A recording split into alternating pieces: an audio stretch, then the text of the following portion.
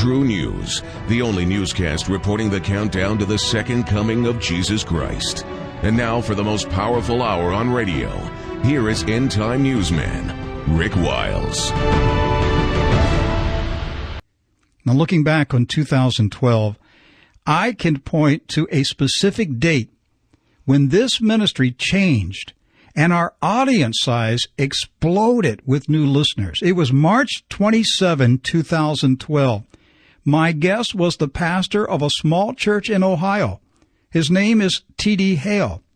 In late December 2011, he experienced 2 prophetic dreams. A month or so later, he received a 3rd dream. I believe that parts of the dreams have been fulfilled, and that we will witness the fulfillment of the other parts in the near future. And I want to remind you that you cannot interpret spiritual dreams in a literal manner. We need the revelation of the Holy Spirit to help us understand prophetic dreams and visions and the symbols and the messages that are in those dreams. Now, the Holy Spirit recently gave Pastor Hale another dream, and I asked him to share it with us today. Pastor Hale is on the telephone now. He's the senior pastor of Calvary Christian Center in Gallipolis, Ohio. Let me say this one thing about Pastor Hale. I have found him to be a humble man, a servant of the Lord. Last spring, when I first read about his dreams, he was very reluctant to come on the program. He wasn't seeking publicity or notoriety. He wasn't marketing the dreams. He didn't have a DVD to sell.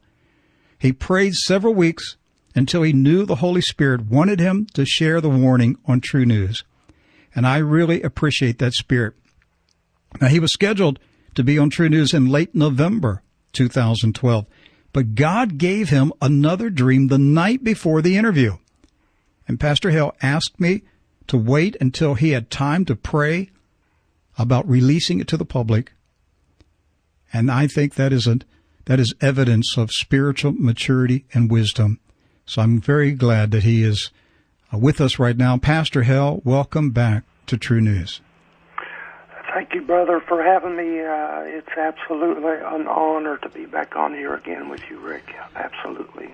Well, I just know from talking to you that you're not seeking any of this. You didn't seek the Lord for these prophetic dreams. You didn't ask to be put on international radio. You didn't ask for any notoriety. But God thrust this onto you and gave you prophetic dreams about what was going to happen in America. And brother, your name is now known to hundreds of thousands of Christians all over the United States and around the world right now. And I believe he's given you a responsibility. I believe he's given you a very solemn responsibility to deliver a message right now to the saints of God. Mm-hmm. Let's take the first few minutes because we have a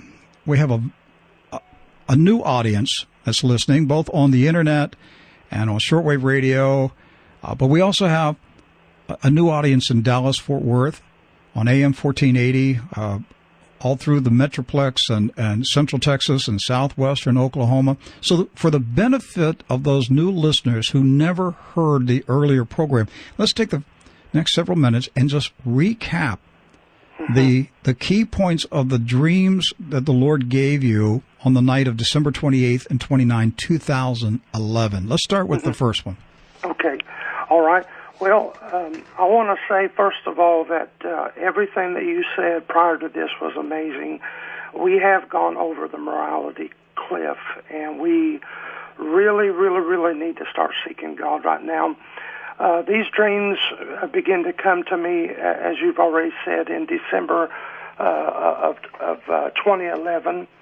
And the very first dream that I had this in depth was that I went to bed that night as normal, not really a whole lot on my mind. And all of a sudden, sometime in the middle of the night, the Lord began to deal with me about America. And all of a sudden, I saw myself going across America, suspended in midair, going across America, but there was absolutely no fear whatsoever. And I knew that inside there was something different about this dream. I just knew. And then all of a sudden I began to see how that the land was looked like it had been bombed.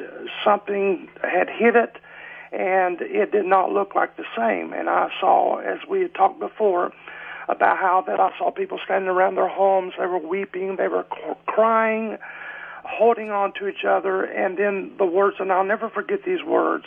I heard them saying this should never have happened. And they kept repeating that over and over again.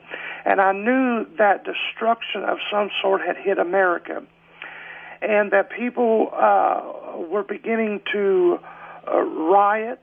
They were beginning to plunder places that they could. They were begging God for mercy.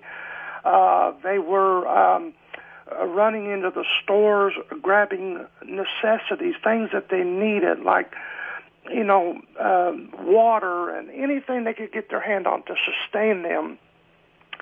And as I told you before, I even began to see people killing one another, and death had hit. People started shooting and killing one another. But then the scene changed, and when it changed, I was standing on the backside of the White House. And this is where it began to get interesting, because I looked up and I seen the President of the United States standing on the balcony. And in his hand, he was holding a shotgun. And then to my left, I heard a loud scream.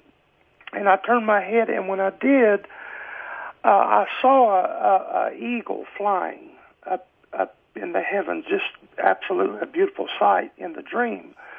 But then I saw the President of the United States take that shotgun and shoot that eagle out of the sky, and it just fell right dead on the ground. I looked up at him again, and he had just this real smirk on his face, just a very arrogant smirk on his face. And these were the words I heard: "I've done it, and I will not have to deal with it in my administration." Then all of a sudden, it was dead silent. And then I heard the voice of God, and I know it was, "Tell the people that this is my will, and that this is my hand, both upon the generation of the righteous and upon the cursed.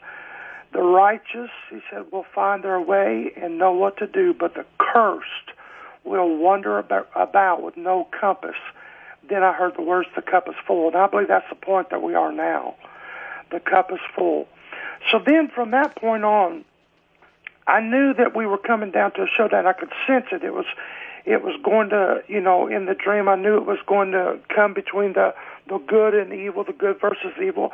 And I saw the scene change, and I saw people gathering in their homes that were not destroyed, places that looked like they were kneeling down, they were praying, they were seeking God, they were praying in the Spirit, they were asking God for mercy. Then I heard the voice of the Lord again say, "Tell my servants and my handmaidens that a special anointing would reside upon them in the last days, and hold not back the voice, but speak your hearts. For out of them are the issues of life." And then the voice said, "Pick up the mantle of prayer, cover yourself with it, find a secret place to cover my servants in prayer," like True News. Ever since my first interview that we had with you, I have not ceased to pray for True News and pray for your ministry and pray for the people that listen to it, because I feel like that we're in a very, very special time, that it's going to take a very, very special anointing to get through it. And so the mantle, I heard the voice say, "Pick up the mantle of prayer, cover yourself with it, even me. Find yourself a secret place, cover my servants, and that stand for truth in prayer." And so the voice that I hear, I see their hearts and the desire to understand and know more. And their eyes have been anointed with a special anointing to see.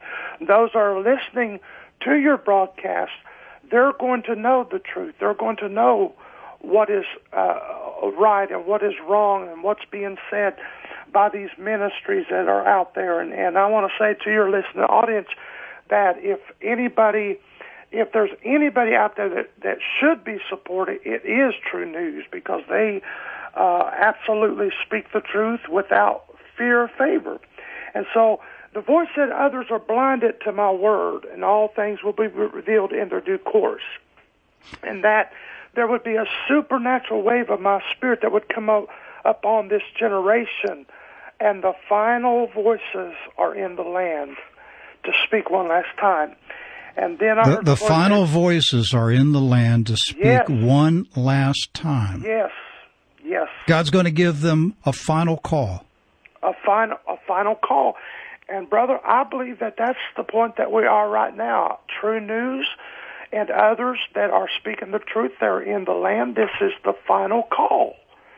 There's nothing else to look to. I remember in the first interview last March when you saw Barack Obama at the White House with the shotgun when he shot the American Eagle out of the sky. You said he was on the Truman balcony. He was on the Truman balcony. And if you recall, I said, okay, there's some significance to this. We have to figure out why the Lord is telling us the Truman balcony. And so, at that time, I was thinking, okay, what did Truman do? Okay, he ended World War II. He dropped the atomic bomb. What else? Well, I think we now know what the significance of it.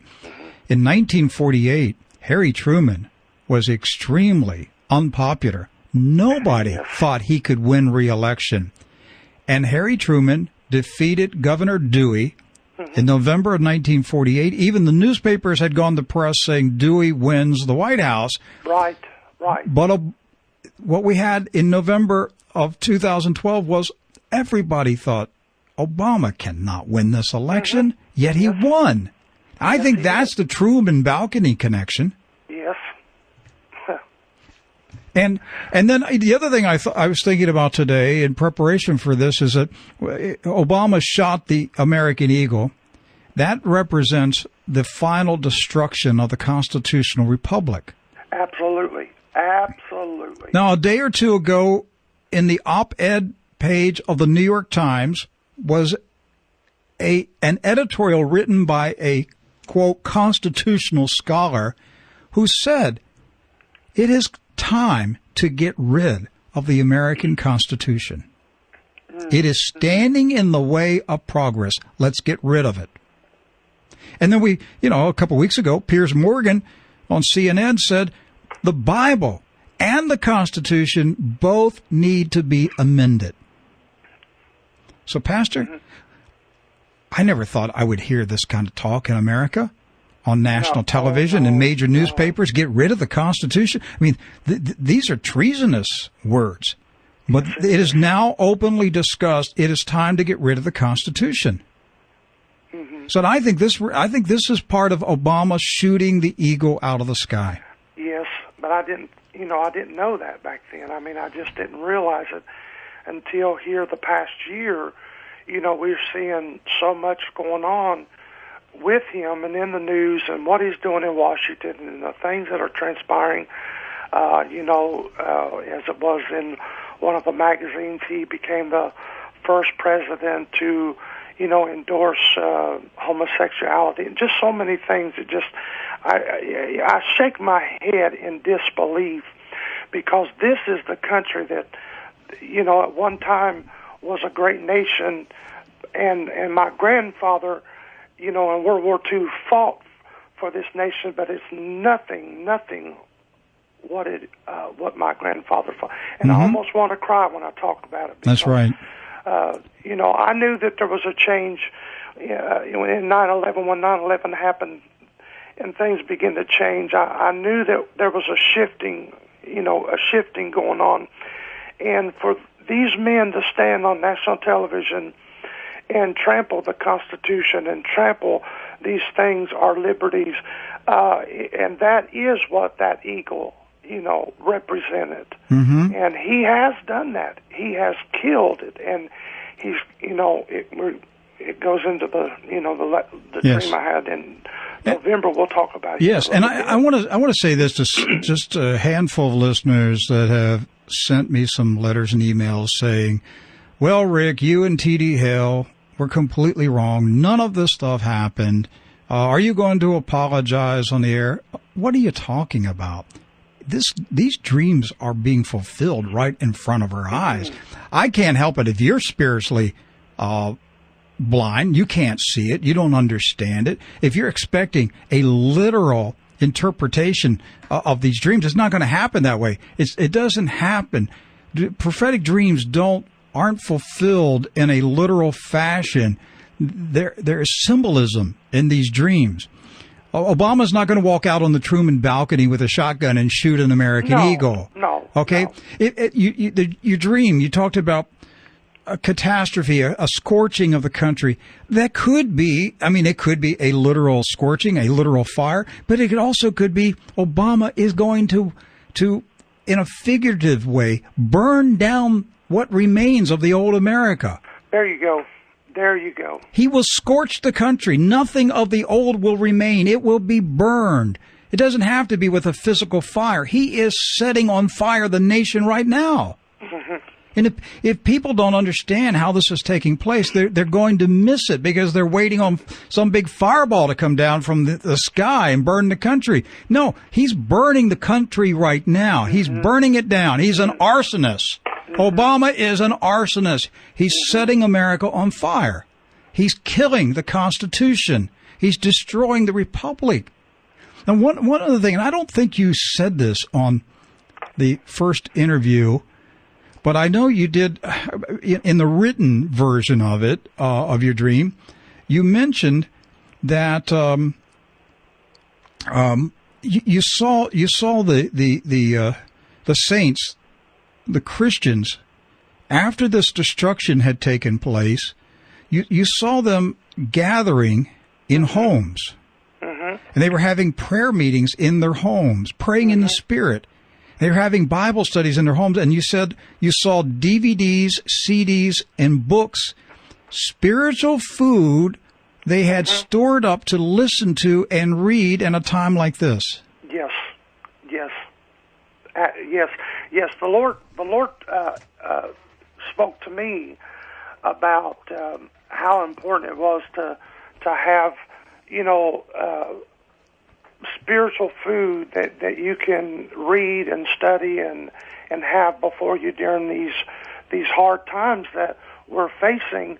I can't help but think about in Ezekiel 14 where it talks about that the word of the Lord cometh to me, saying, Son of man, when the land sinneth against me by trespassing grievously, then I'll stretch out my hand upon it, and I will break the staff of bread. And he goes on down, and he says, though these three men, Noah, Daniel, and Job, were in it, they should deliver but their own souls. And I'm telling you, it's coming to the point, it's every man for himself. Well, Pastor, I want to tell you why this particular thing means something to me. Because in the summer of 2011, the Lord had directed us to move to Florida. We started originally in Dallas, Fort Worth years ago, and then he led us to Florida. And in the summer of 2011, we were searching for a permanent home. And at the time, we were broadcasting from a former veterinarian office in a horse barn. That's where we were at. We were at a horse barn with no AC. It was a rough year or so broadcasting the program from that location. And so I started praying, oh God, we need a permanent building. We have to have a place to build real studios. And so the Lord gave me, I had this vision as I was driving. I saw this long building, and I went inside the building, and they were conveyor belts. It was a production line, but it was a bakery. It was a food processing center. And I saw on the conveyor belt these trays, and they were shrink wrapped. Labels were being put on them. They were being put in boxes, and the boxes being put in crates, and the crates were being put on trucks, and the trucks were taking off in the parking lot, go out to deliver. And it was like the Lord said, go up close and look at the trays. And Pastor, the trays were books, DVDs, and CDs. And the Lord said, I'm going to give you a spiritual food factory to feed my people in the last days. A week or two later, we found this building that we're in an 11,000 square foot office building, brand new, valued at $2.4 million in foreclosure. And we offered the bank $377,000, and they said yes. And weeks later, we had the keys, and we were in possession of the building. This building is that food center, Pastor. I saw it. There would be a ministry that would be producing spiritual food to sustain God's people in a time of great difficulty. That's why that means so much to me. Well, let's, okay, so then you had, the next night in December of 2011, you had a second dream. And this is the one where you saw people being rounded up. Yes. But also, I do want to tell your listeners that in this one dream the night before, is that at the end of the dream was when I seen who would win the election. Oh, that's right. Was that in that first dream? Yes. That's right. Okay, go ahead. Yes. Yes. That was when I was taken before, and I saw this very old table, and I saw a ballot on the table, and it just had two names on it, and it had Barack Obama and Mitt Romney. And, of course, that was before he had secured the nomination. The primaries had not even started. The primaries had not even started, no. And so I knew then, where this was headed to. And, of course, there was a lot of people that kind of thought I was off my rocker on that. And but Obama's name was checked off on the ballot as the winner. The ballot, it had his name checked, marked, yes. Which, I told on the first broadcast, I had told my wife, we were sitting there, several of us was watching when John Kerry was running, and President Obama, at that time senator, he gave the keynote address. I told my wife and several people that was there with me, I said, that man's going to run for the President of the United States, and he's going to win one day. That's back in 2004. Right. I even knew back then. So the Lord had already laid out a path for me that these things were going to come to pass. But in December 28, 2011, in the dream, when the Lord showed you that the candidates would be Barack Obama and Mitt Romney, and Obama would win, then he told you something else. Yes, he did. He said, "For this is the will of the Lord." And then I woke up. That's not good. That's not good. No. If Obama is the will of the Lord, then we are being severely punished. And that's what I was going to say. We are under a very, very bad rebuke, punishment. Brother, when I think about these things, it's almost hard for me to even speak them, because there's so many on television and on radio that are saying positive things, and they're saying, happy days are here again, and we're going to come out of this. That's not what the Lord is saying. And so it's totally opposite of that. But when I saw his name check marked on it, I knew that these events that have been set into motion, I knew this is the will of the Lord. And we just have to, go with what God's doing. Well, these mega church pastors and these big TV and radio evangelists, they have to be praying to a different God than you and I are praying to, because they're hearing, like you said, happy days are here again. Mm-hmm. They're saying glowing things about President Obama. They're talking about the church will, things are going to get better and better. That's not what you and I are hearing. No, it's not. We're hearing judgment. Judgment, yes.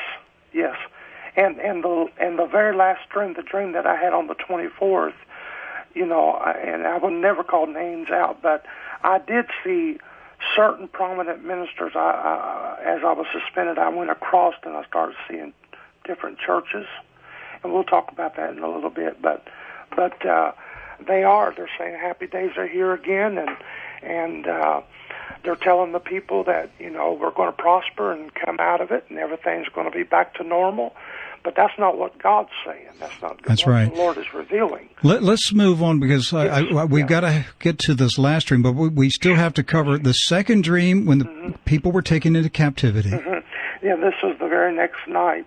And it was almost as if when I went back to sleep, I picked up, where left off, sort of, because the very next night was the dream when I saw the American people going into slavery. That's I don't know any other way to put it.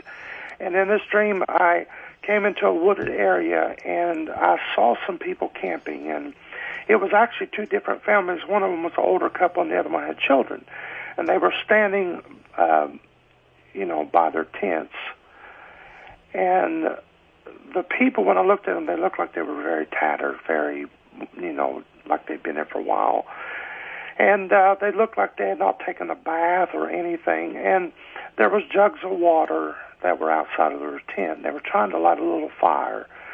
And then all of a sudden, it was as if I went up a little higher. I saw some federal officials coming up from the wooded area. They come in there and surrounded the families, and they handcuffed the adults, and they led them away. And of course, the children was crying.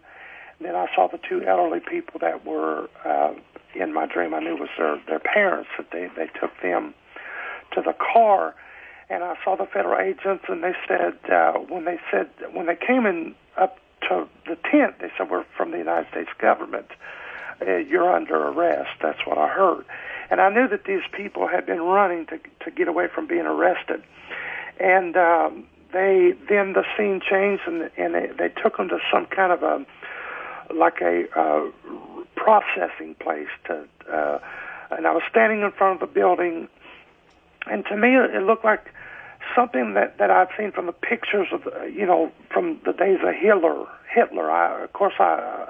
I'm not old enough to but I've seen the pictures. I've seen what it looked like, and so the building looked like it had been modernized or updated and painted, and and it looked like at one time it could have been like a military base or something. And so then I saw them taken inside, and they were processed, and they were fingerprinted. But also the part was on the side of the buildings, I saw these rail cars. And but I didn't go into the rail car, but I didn't see the inside of them. But it frightened me. I knew that from that very dream alone that we were headed down a path that there's no reversing this. And I felt like I had entered into death camp. And what I saw, it literally, it sickened me. And I know now by what I'm seeing, they want to, change our thinking. They want to get us to think in their way. And this could be very well part of that. Total communist, fascist takeover of the nation. Yes. And the resistors rounded up and put into concentration camps. The resistors taken in. That's exactly right. And there's no other way of saying it. All right, let's move on. You had a third dream, and this is the one about Governor Romney being blocked. You had this dream in the summer of 2012, and you saw him being blocked in Ohio. Yes. Yes. What I saw there is I had again I was suspended. I was like going across Ohio until I was standing there in front of the Kirkland Temple, which is a Masonic temple in Ohio. Which is a Masonic temple, and from what I gathered, it was one time a Mormon place. I'm sorry. I said a Masonic. Excuse me. I meant to say Mormon. I apologize. It was a Mormon temple, not Masonic, a Mormon temple. Yeah, because I have no idea what it is now today, because I haven't done no research on it other than what I saw. I did see it, and then I went inside of the building, and when I went inside of the building, there stood Mitt Romney. And what I saw is like two staircases, going up to the platform, around the platform. And all of a sudden I saw this creature-like, Egyptian-like creature, like a falcon-like creature that you see in pictures from Egypt. And everywhere that a hybrid. he would, yes, everywhere he would walk, he would go, that thing would block him from ascending up the staircase. So Governor Romney was being blocked by this Egyptian falcon god hybrid creature. Mm-hmm. And Governor Romney was trying to go up the staircase, ascend. By the way, the Kirkland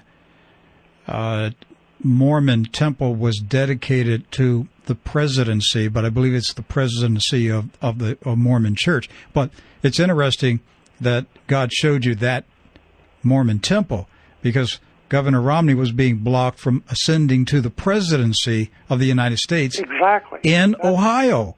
In Ohio. And on election night, when the Ohio votes came in, all the news reporters on TV said, it's over. Romney's lost. Obama has been reelected. Mm-hmm. Instantly when Ohio's votes were announced. Yes. In one of the counties, if I recall, now I could be corrected on this, was Coshocton or something like that, way up in that area, and it happens to be the county right by this Kirkland Temple. Mm-hmm. Wow. And did you see any other significance in that dream that we haven't? Because we never talked about it on the radio. You talked to me privately about it. Mm-hmm. But is there any other significance that you've seen looking back? Well,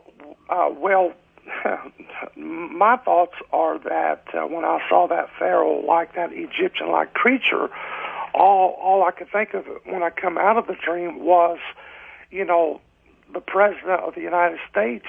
He is like a pharaoh. People have made a god out of him. It was sick the night of, that the election was over with.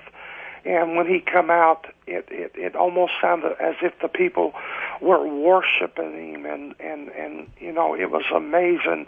I had to stop. I mean, immediately afterwards, the comedian Jamie Foxx called him the Messiah. Yes,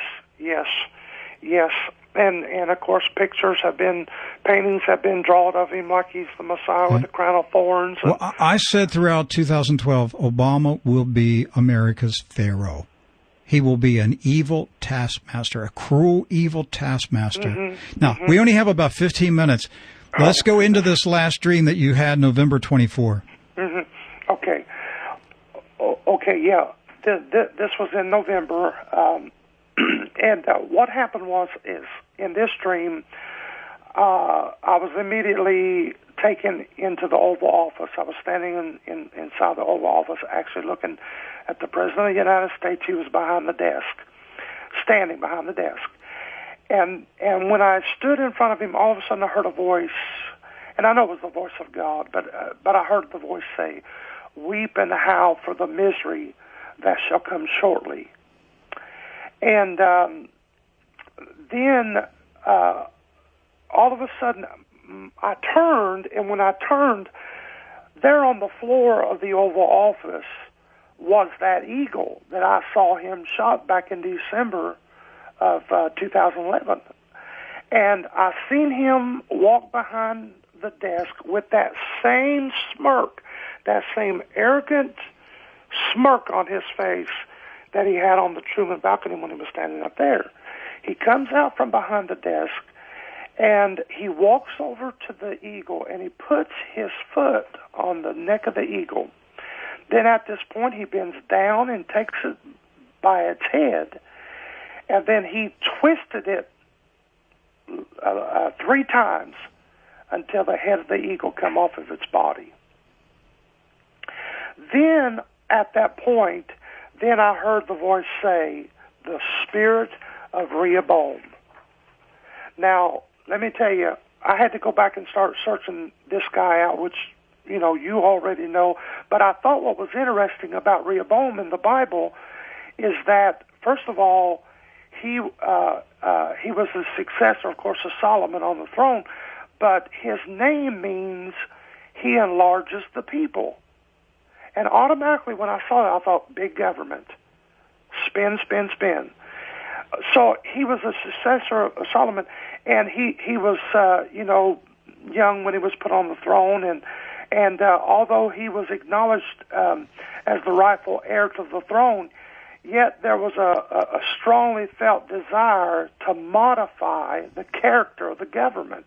I thought that was interesting because of the burden of taxation to which they had been subjected to during Solomon's reign was, oppressive, but it was going to really get really oppressive. The Israelites pleaded with Rehoboam to lessen the tax burden, but to alleviate their burdens. But he did the opposite. He mocked them and he increased their taxes. He increased their taxes. That's right. He met them in Shechem and consulted. And the funny thing is, the interesting thing is, the scripture says that he consulted with the younger generation that he had grown up with around. Right.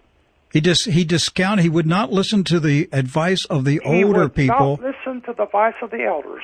But he took the advice of the younger people he grew up with. Of the younger generation. And so the Lord told you in this dream that the spirit of Rehoboam was on Barack Obama. Was upon him. Yes. Yes. And yes, absolutely. And then as I begin to look at him again, of course, he was dressed in all black. He had a black suit on, a black tie, a black shirt, black pants. Everything was total black, what I saw him wearing. And then as I was standing looking directly at him, all of a sudden his chest cavity around his heart began to open up, and his heart was exposed. And as I was looking at his heart, this thick, black, dark mist was swirling around his heart, and I knew that God was letting me see the evil that is really in that man. Now, at this point, he walked over to the desk, and he picked up a gavel in his hand, and the gavel, which it was part wood and part stone. The handle was wood, and the head of the gavel was stone. And he hits a document on the desk. And when he hits this document on the desk, then all of a sudden I felt a shaking. And honestly, I felt like that my bed was shaking. I mean, it was shaking. I could feel it. And then an earthquake hit Washington. Now, as you said before, these are symbols. Some people can take it, interpret it literally. But I see it as things that are spiritually hitting this nation, something that's going to be devastating. We've got the Supreme Court this year getting ready to pick up, the definition of marriage, the things that are happening, and I'm thinking, oh, we are heading into an incredible time. So he hits this document. All of a sudden, when he does, then I shoot up in the air. I was standing again above the White House. Then I saw the earth open up, and it went towards the Washington Monument and then towards the Jefferson Monument. And at that point, I began to see an odd color rain start falling, like the color of fire or something. And it started slowly coming down. Then it intensified little by little until the water started rising. At that point in Washington, D.C., I could see the waters. And then as the water started rising, I went up higher into the atmosphere, and I saw, and I could see the map of the United States. The waters left from Washington and began to flood across the whole United States. I've seen it hit Maryland, West Virginia, Ohio, Michigan, Kentucky, Indiana, South Carolina, until it completely went all across the United States. On the desk of the President of the United States, that document had written on it, the final abomination. The final abomination. The final abomination. All I can say is something is going to transpire, and it has. We were seeing, month after month after month, things beginning to change in Washington. I don't trust him at all.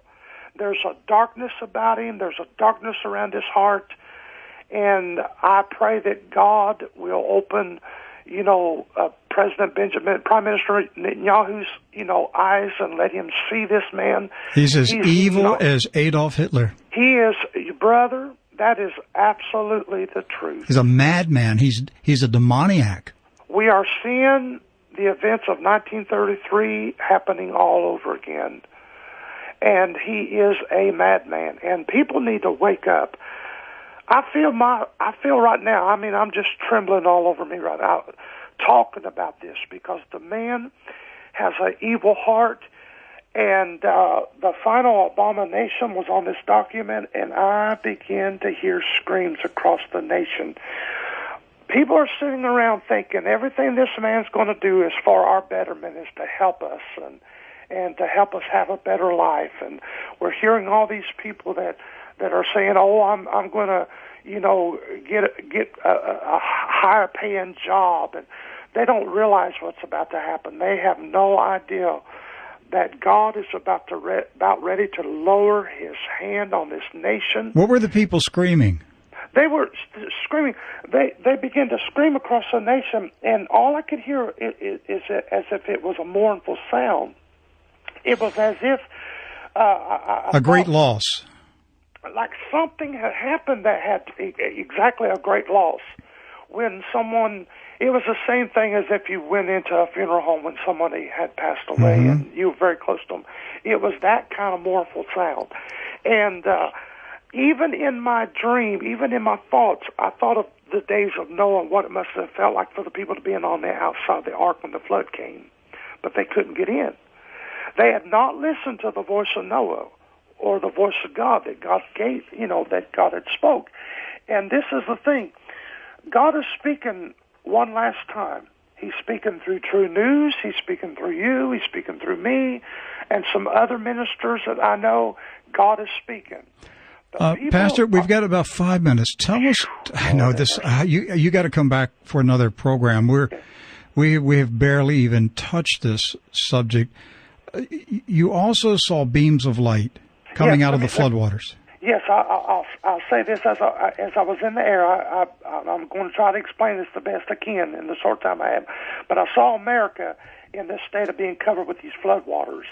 Then all of a sudden, as I was up suspended in the air, I could see these lights, beams of lights, quickly coming up out of the floodwaters, like a speed of light going quickly up in the air. Millions, it looked like. Then at that moment, I was taken higher above the world, and then I could see it going up again all over the world. And at this point, then I came back down to the earth as if I was back at the beginning of this dream, and I heard a voice that the shifting has begun. At this point, I was looking over the top. I was going across these churches, mega churches. I've seen them. And I heard a voice say, "A breeding ground for sin. The people know not me, but play around their calf, their golden calf." And I knew that we had entered in, we were in the time of the end, and it will not be these large churches, but it'll be prayer meetings where the saints will be gathering in secret. Some of them, this is going to get to the point that we'll have to meet in secret. But the days of persecution had come upon this generation. And at this point, I was looking again at the homes that we had talked about before. And I knew that these people loved and served God. And I saw the homes of men and women that were gathered together in deep prayer across the nation. And I heard a voice said, "The season is upon this nation." And brother, I'm telling you, it shook me. "Because you have set abomination before my eyes, I will set judgment before yours." And then I asked, the voice, I heard, "When will this happen?" And I heard the voice repeat, "After he will be sworn in." And then I woke up. After he will be sworn in? That's January 21st. Yes. Well, actually, they're going to have two swearing-ins. I don't know. You know that. They're doing a secret swearing-in. Right. And on Sunday, January 20th, and then a public swearing-in on the 21st. Mm-hmm. Correct. And the Lord said, after he is sworn in. These things would begin to escalate, but we would see these things begin to move in and come to pass. Yep. You know, it's ironic that Barack Obama is changing America into Obama's nation. It's Obama's nation. And this is becoming an abomination. Mm-hmm. Yes. In the eyes of God, it is an abomination. Obama's nation is an abomination. And what is Obama's nation? Yeah. It is antichrist. It is pro-sodomy. It is pro the murder of babies. It is everything that it is evil in the eyes of God. That is Obama's nation. And God says it is an abomination. Yes. Yes, and a lot of the folks that claim to be Christians help get him in. Oh, there were millions of them. Yes. There were millions of them. And I'll tell you what, every pastor that endorsed him, every pastor that told his congregation that we needed to re-elect Mr. Obama, you've got blood on your hands. Yes, you do. Your hands are dripping with blood. Great judgment coming on the church for this sin. Yes. Yes. Pastor, we're down to about 1 or 2 minutes here before the music starts. What are your final thoughts? Well, brother, I wrote down 4 things. 1, pray. Pray, pray, pray. 2, don't be afraid. Just stand up, voice it. We're at the end. And then prepare. Prepare however you feel led of the Lord to do. I'm preparing, several things I'm doing. And then the 4th thing, pray for the peace of Israel. Pray for them.